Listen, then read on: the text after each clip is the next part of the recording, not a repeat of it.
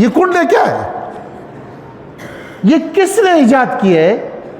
اس کا کیا back ground ہے؟ بغض صحابہ، بغض امیر معاویہ، بغض مدبر امہ؟ اللہ کے بندو اس سے بچو. اس کا پکانا، اس کا کانا، اس کی تقسیم کرنا، یہ سب کے سب حرام ہے. اور یہ ہمارے اہل سنت والجماعت کی کمی ہے کہ ہم اپنی تاریخ کو نہیں پڑھتے ہیں، ہم اپنے بڑے اکابر کو سمجھتے نہیں ہیں. اب بلا بتاؤ، رجب کا مہینہ 22 رجب کو کنڈوں کا کیا معنی ہے؟ اور پھر مسلمان کے گھر میں کنڈے پکنا اور پھر اس کو کھلانا اور پھر اس کے بارے میں عجیب عجیب تخلیق کی باتیں کرنا، سارے بیہودہ باتیں ہیں.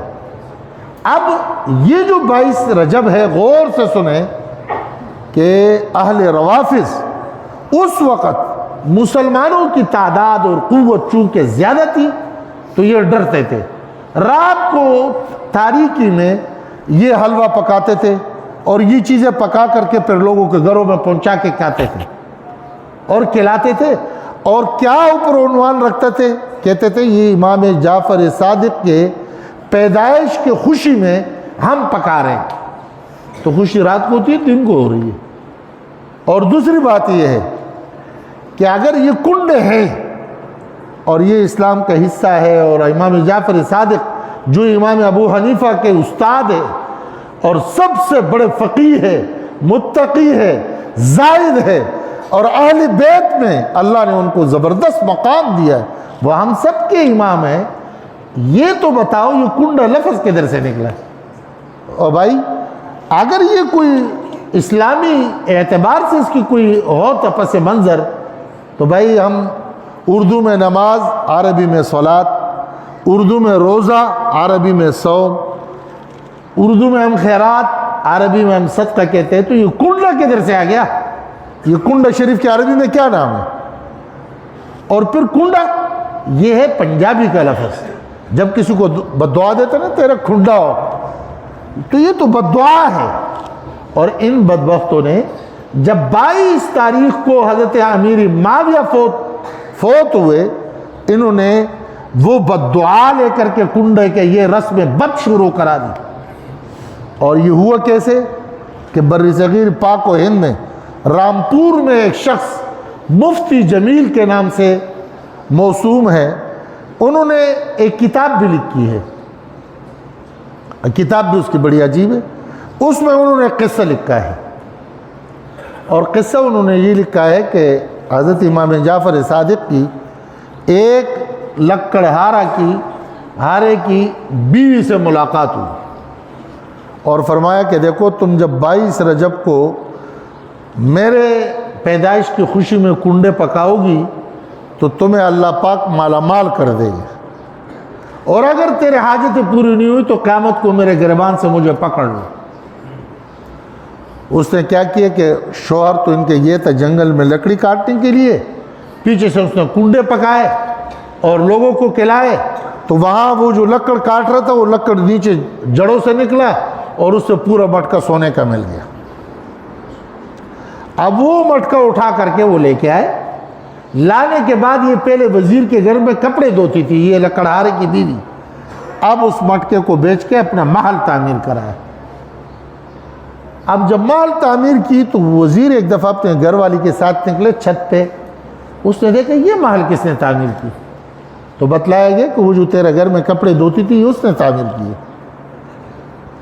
اب مجھے یہ بتاؤ کہ ہم جیسے غریب آدمی کے گھر کے سامنے اگر کوئی 2 بلاک رکھ لے تو ہم تو پہنچ جاتے لٹ کے ساتھ، کہتے یہ کیا کر رہے ہو؟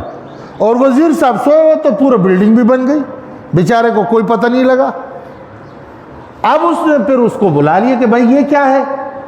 تو انہوں نے کہا جی یہ ایسے ہے کہ بس اللہ نے کرم کر لیا، ہم نے کنڈے پکائے کھلائے اور اس کے برکت سے یہ سارا کام ہو گیا، تم بھی کنڈے پکاؤ. اس نے کہا پریاٹ کنڈے پکاؤ، کیا ہوتے کنڈے؟ اس نے کہا پھر دیکھ لے تیرے ساتھ ہو گئے کیا؟ جیسے کہ آج کل میسج آ جائے کہ امام جعفر صادق کو رات کو خواب میں دیکھا اور اگر تم نے 25 آدمی کو نہیں دیا تو یاد رکھو گھر تمہارا اجڑ جائے گا.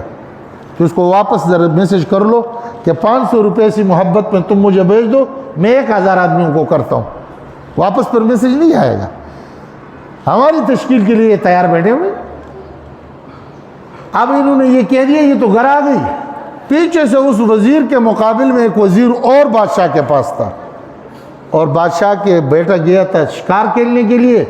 یہ وزیر جا کر کے بادشاہ کو کہا, اور ساتھ میں چادر میں ایک سر لے کے گئے اور کہنے لگا تیرے بیٹے کو اس وزیر نے قتل کیا.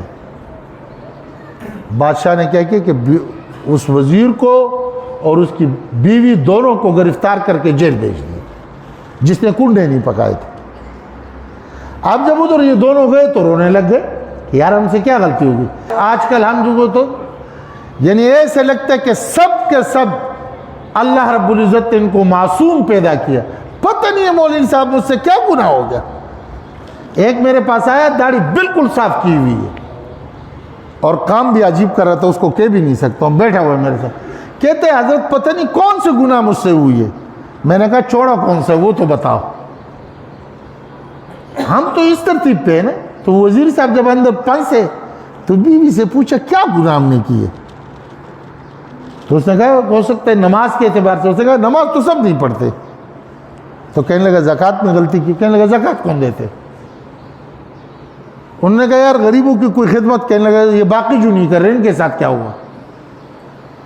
آخر میں وہ خاتون نے کہا, کہنے لگی او بھائی یہ باقی باتیں اپنی جگہ پر, وہ جو ہمیں کہا تھا کنڈے پکاؤ اور ہم نے نہیں پکائے, یہ اس کے عذاب ہم پر آیا.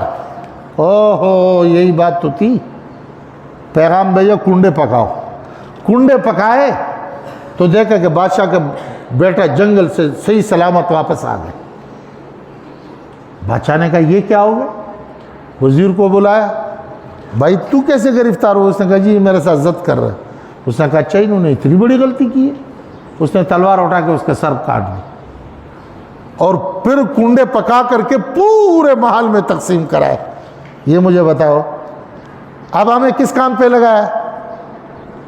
عجیب کام ہے. لہذا میرے پیارو جو کہہ دے ہم اس کو اٹھا کر کے روانہ ہو جائے. وہ ایک پاگل تھا نا, اس کو بچے تنگ کر رہے تھے, پتھر مار رہے تھے. وہ بیچارہ پورے گاؤں کے بچے اس کے پیچھے لگے ہوئے تھے. تو انہوں نے مڑ کے پوچھا کہ بیٹا مجھے کیوں مار رہے ہو. تو بچے تھے سیٹیاں بجا رہے تھے. وہ کہنے لگا مجھے چھوڑو, حاجی صاحب کے گھر میں آج کھانا پکا ہے, اللہ کے نام پہ بٹ رہے خیرات ہے. بچوں نے سب نے سیٹیاں بجانی شروع کی اور وہاں بھاگنے لگے. یہ تھوڑا دیر دیکھتا رہا پھر کہنے لگا کہیں سچ نہ ہو. یہ اس کے پیچھے پھر چلا گیا. تو ہم وہ لوگ ہیں جو کرے کچھ ہم کہتے بالکل تابعدار, جی ہم تیار ہیں. یہ کنڈے کیا ہے, یہ کس نے ایجاد کیا ہے, اس کا کیا بیک گراؤنڈ ہے. بغض صحابہ, بغض امیر معاویہ, بغض مدبر امہ.